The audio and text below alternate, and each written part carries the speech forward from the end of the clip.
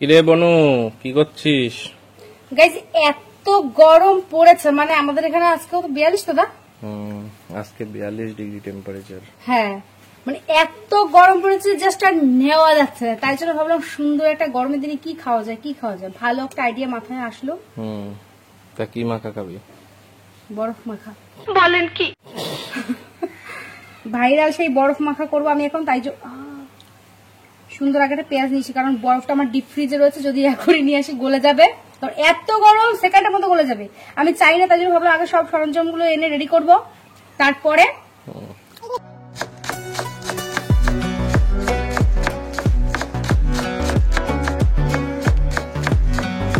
হচ্ছে আমার বরফ।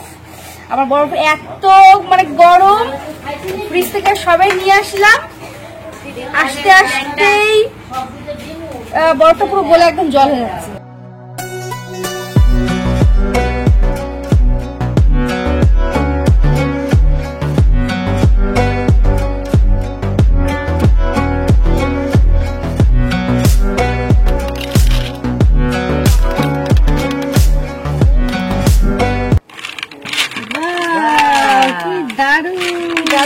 নিজে একটা খাও, খাবো, সবাইকে এক একটা দাও। অনামিকারে দিয়ে টেস্ট করাবি, ঠিক আছে? অনামিকা আসে না, একটু সামনে আয়, সেই স্বাদ হবে। ও জল হয়ে যাবে, তুই তাড়াতাড়ি খেয়ে নে, সবাই প্রসাদ দে আগে।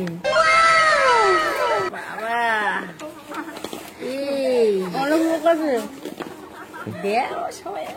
বাবা, তুমি মার দিও না কিন্তু মুখে, কান তোমার ধরে যাবে তাহলে।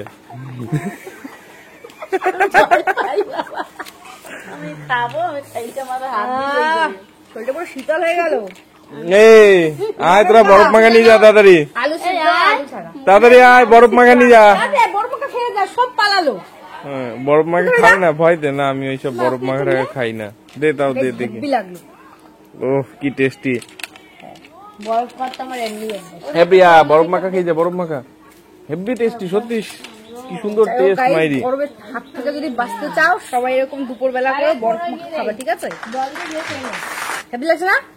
কেমন লাগলো? ভালো। ওরে নতুন রেসিপি, হেভি জিনিস।